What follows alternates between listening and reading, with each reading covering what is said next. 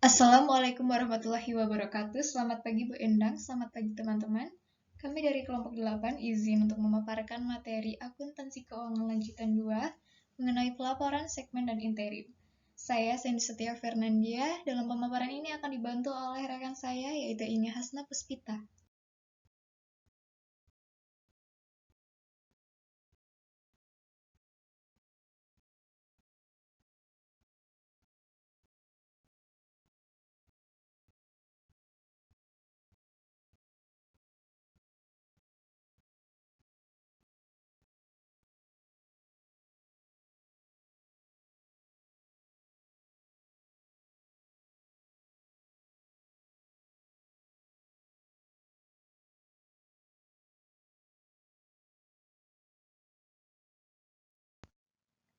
Ada 5 poin yang akan kami bahas dalam materi kali ini. Poin pertama, pelaporan keuangan interim. Poin kedua, format laporan keuangan interim. Poin ketiga, permasalahan akuntansi. Poin keempat, standar pelaporan untuk laporan interim laba rugi komprehensif. Poin kelima, perubahan akuntansi dalam periode interim.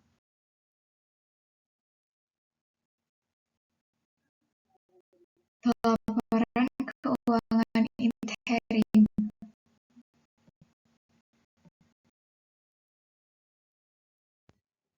Laporan keuangan interim adalah laporan keuangan yang diterbitkan di antara dua laporan keuangan tahunan.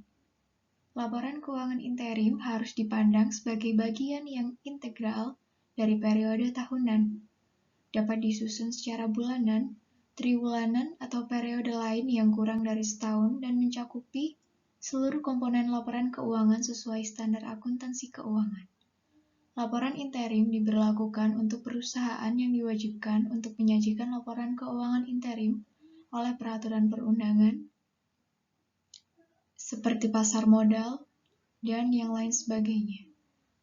Untuk industri yang telah diatur dalam standar akuntansi keuangan industri yang bersangkutan, seperti perbankan, maka harus mengikuti standar khusus tersebut. Ada dua pandangan tentang laporan interim. Yang pertama, pandangan yang menganggap periode interim sebagai dasar periode akuntansi dan menyimpulkan bahwa hasil operasi tiap periode ditentukan dengan cara yang sama seperti pada periode tahunan. Dan ada pandangan yang menganggap bahwa periode interim sebagai bagian yang integral dengan periode tahunan. Pernyataan ini dikembangkan berdasarkan pandangan kedua, yang menganggap laporan keuangan interim sebagai bagian integral dengan periode tahunan.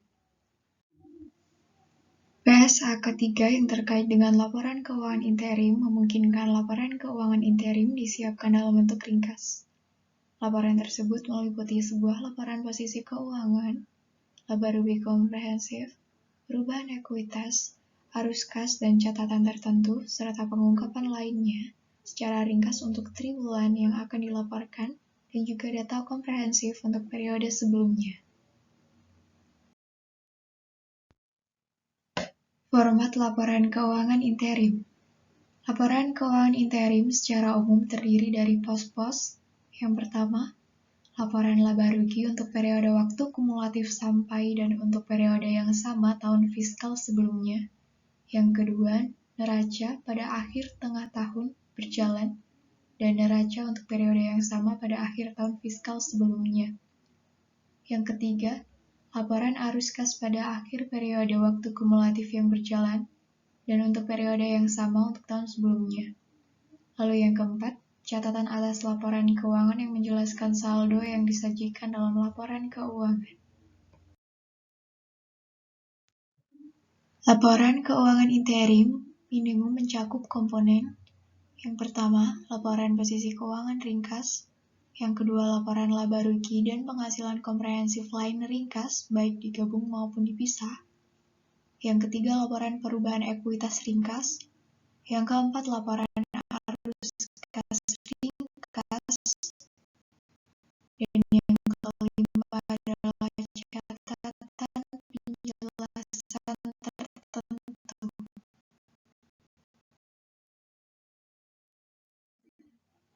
PSA ketiga menyatakan bahwa entitas bisa mengumumkan baik laporan keuangan lengkap ataupun laporan keuangan ringkas pada pelaporan keuangan interimnya.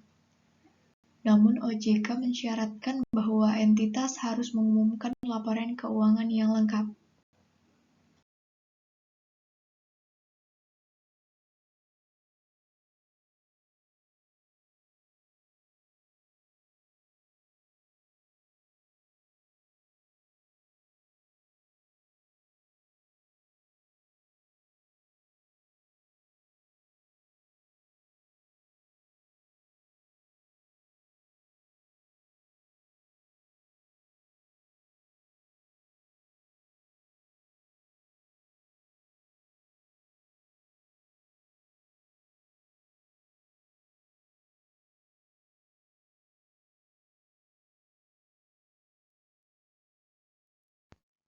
Permasalahan akuntansi.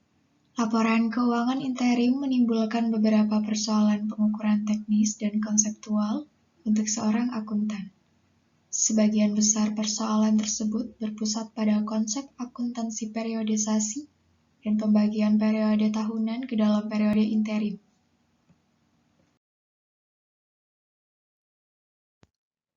Pandangan diskrit versus pandangan integral dari pelaporan interim. Terdapat dua pandangan berbeda mengenai laporan interim sebelum dikeluarkannya PSAK 3. Teori diskrit pelaporan interim memandang setiap periode interim sebagai periode akuntansi dasar yang harus dievaluasi seakan-akan periode tersebut merupakan periode akuntansi tahunan. Sedangkan teori integral pelaporan interim memandang periode interim sebagai bagian dari periode tahunan. Yang kedua, pengaturan akuntansi tentang pelaporan interim. PSA ketiga menstandarisasi penyusunan dan pelaporan pada laporan interim laba rugi komprehensif interim. Pengaturan tersebut mendefinisikan elemen laba rugi dan pengukuran biaya atas dasar interim. Pengaturan tersebut juga memberikan panduan untuk perlakuan akuntansi atas divestasi, pos luar biasa, transaksi yang tidak bisa terjadi ataupun tidak sering terjadi, serta liabilitas kontingensi. Secara khusus, perubahan prinsip akuntansi dalam periode interim dilaporkan pada periode interim yang bersangkutan menggunakan metode yang sama sebagai perubahan akuntansi yang terjadi dan dilaporkan dalam laporan keuangan tahunan sebagaimana dinyatakan dalam PSA ke-25 tentang kebijakan akuntansi, perubahan estimasi akuntansi, dan kesehatan. Kemudian yang selanjutnya ada pelaporan untuk laporan interim laba rugi komprehensif. Bentuk laporan interim laba rugi komprehensif sama dengan bentuk laporan laba rugi komprehensif tahunan. Ada beberapa perbedaan dalam pengukuran komponen spesifik mengenai laba rugi karena periode waktu yang lebih pendek. Secara umum, standar akuntansi yang digunakan untuk laporan keuangan interim sama dengan yang digunakan untuk laporan keuangan tahunan. Pendapatan. Salah satu elemen paling signifikan dari laporan interim laba komprehensif adalah pendapatan dari penjualan. Pendapatan diakui saat diperoleh selama periode interim atas dasar yang sama dengan yang digunakan untuk pelaporan tahunan. Dengan demikian, pendapatan harus diakui dan dilaporkan pada periode diperolehnya dan tidak dapat ditangguhkan ke periode lain untuk menyajikan arus pendapatan yang lebih stabil. PSAK 3 menyatakan bahwa pendapatan yang diterima secara musiman, siklusan, atau tidak teratur dalam suatu tahun buku tidak diantisipasi atau ditangguhkan pada tanggal interim. Jika antisipasi atau penangguhan tidak akan sesuai pada akhir tahun buku. Pendapatan dari usaha musiman seperti dalam pertanian, produk makanan, grosir atau toko eceran, dan hiburan tidak dapat dimanipulasi untuk menghilangkan tren musiman. Beban pokok penjualan dan persediaan. Beban pokok penjualan umumnya merupakan biaya tunggal yang paling besar dalam laporan interim laba rugi komprehensif. Aturan umumnya adalah beban pokok penjualan interim harus dihitung dengan elemen biaya langsung dan biaya yang dialokasikan atas dasar yang sama sebagaimana yang digunakan untuk menghitung beban pokok penjualan tahunan. Namun PSAK 3 memperbolehkan modifikasi praktis atas aturan umum sebagai berikut. di mana produk untuk periode interim diakui atas dasar yang sama dengan yang digunakan untuk periode pelaporan tahunan kecuali untuk interim. 1. Estimasi tingkat laba bruto dapat digunakan untuk menentukan beban pokok penjualan interim. 2. Metode penilaian yang lebih rendah antara biaya perolehan dan nilai realisasi neto memungkinkan pemulihan kerugian untuk peningkatan harga pasar pada periode interim berikutnya dari tahun fiskal yang sama. 3. Sistem biaya standar harus menggunakan prosedur yang sama dengan pelaporan tahunan kecuali varian harga atau volume atau varian kapasitas yang diperkirakan akan diserap pada akhir tahun harus ditangguhkan. Biaya dan beban lain-lain. Pandangan integral yang diadopsi oleh PSAK 3 terbukti ketika berhadapan dengan biaya periode interim. Prinsip umum adalah bahwa biaya dan beban itu harus dibebankan ke laba rugi interim dalam periode interim di mana keduanya terjadi. Biaya dan beban lain selain biaya produk harus dibebankan dengan dasar yang sama seperti periode tahunan. Namun beberapa biaya dan beban dialokasikan di antara periode interim berdasarkan pada estimasi waktu yang dipergunakan, manfaat yang diterima, atau tingkat aktivitas dari periode interim tersebut, sebagai bagian dari estimasi jumlah untuk tahun fiskal penuh. Akuntansi untuk pajak penghasilan dalam periode interim. Perhitungan pajak penghasilan menimbulkan suatu permasalahan khusus bagi akuntan karena beban pajak yang sebenarnya dihitung berdasarkan penghasilan untuk keseluruhan tahun buku. Selain itu, perbedaan temporer antara akuntansi pajak dan akuntansi pabu menghasilkan pengakuan pajak tangguhan. Perbedaan antara laba akuntansi dan laba kena pajak. Perbedaan antara jumlah operasi yang dihitung untuk tujuan laporan keuangan dan untuk tujuan pajak merupakan hal yang normal. Kedua hal tersebut telah dijelaskan pada PSAK nomor 46 tentang pajak penghasilan. Kategori pertama sering disebut sebagai perbedaan permanen atau perbedaan non-temporer. Perbedaan permanen tidak dimasukkan dalam menentukan jumlah laba kena pajak untuk satu periode. Contoh dari perbedaan permanen adalah 1. Premi asuransi jiwa yang dibayar oleh perusahaan berdasarkan kebijakan eksekutif untuk perusahaan yang merupakan penerima dana. 2. Dana hasil asuransi jiwa yang dikumpulkan. 3. Jenis tertentu denda atau penalti yang bukan sebagai beban yang dapat mengurangi pajak. 4. Penghasilan lain yang telah dikenai pajak final, misalnya penghasilan dividen. Dari keempat item tersebut dimasukkan dalam laba rugi laporan keuangan atau laba akuntansi, tetapi tidak dimasukkan dalam perhitungan laba kena pajak. Dengan demikian, laba akuntansi disesuaikan untuk item ini agar dapat menentukan laba kena pajak pada periode interim. Kategori yang kedua biasa disebut dengan perbedaan temporer. Perbedaan temporer antara pengakuan transaksi untuk laba akuntansi dengan laba pajak menyebabkan adanya pajak tangguhan. Berikut ini contoh dari perbedaan temporer. 1. Sewa diterima di muka, dilaporkan pada pengembalian pajak dalam periode pengumpulan, tetapi sebagai pendapatan pada laba akuntansi dalam periode yang diperoleh. 2. Estimasi beban dan rugi dilaporkan menurut laba akuntansi saat akrual, tetapi pada pengembalian pajak dalam periode dibayarkan. 3. Penyusutan dipercepat pada pengembalian pajak dan penyusutan garis lurus pada laporan laba rugi. Selisih antara beban penyusutan pada laba akuntansi dengan laba kena pajak. 4.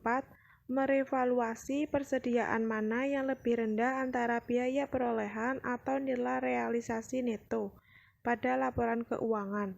Kerugian yang ditunjukkan pada laba akuntansi dalam periode penurunan nilai, tetapi pada pengembalian pajak dalam periode terjual.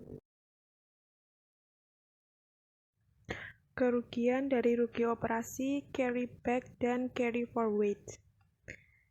Biasanya rugi operasi menghasilkan manfaat pajak, yaitu mengurangi untung pajak, karena kerugian pajak dapat dilakukan kembali atau carried back terhadap laba operasi dari tahun-tahun sebelumnya, dan perusahaan dapat mengajukan klaim untuk mengembalikan uang pajak yang dibayarnya pada periode sebelumnya.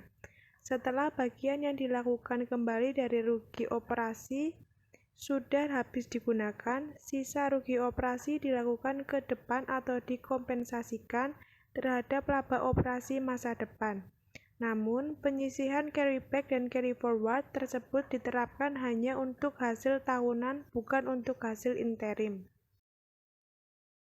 Kemudian yang selanjutnya ada perubahan akuntansi dalam periode interim. Menurut PSAK 25 tentang kebijakan akuntansi, perubahan estimasi akuntansi, dan kesalahan, menyebutkan perubahan akuntansi dalam 3 kategori, yaitu 1. Perubahan kebijakan akuntansi. Perubahan dalam kebijakan akuntansi dapat dilakukan oleh sebuah entitas hanya jika perubahan tersebut disyaratkan oleh suatu PSAK atau menghasilkan laporan keuangan yang memberikan informasi yang andal dan lebih relevan tentang dampak transaksi, peristiwa, atau kondisi lainnya terhadap posisi keuangan, kinerja keuangan, atau arus kas entitas. Kemudian, di dalam perubahan kebijakan akuntansi terdapat penerapan retrospektif, di mana penerapan retrospektif sendiri adalah penerapan kebijakan akuntansi baru untuk transaksi, peristiwa, dan kondisi lain seolah-olah kebijakan tersebut telah ditetapkan. Kemudian yang kedua ada perubahan estimasi akuntansi. Perubahan estimasi akuntansi merupakan hasil informasi baru yang telah tersedia untuk entitas.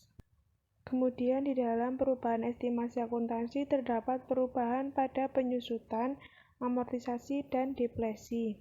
PSAK 25 mensyaratkan perubahan dalam metode penyusutan amortisasi atau depresi atas aset berumur panjang dan aset non-keuangan yang disebabkan informasi baru, seperti pada penggunaan saat ini yang berbeda dengan ekspektasi akan diperhitungkan sebagai perubahan estimasi akuntansi yang dipengaruhi oleh perubahan kebijakan akuntansi.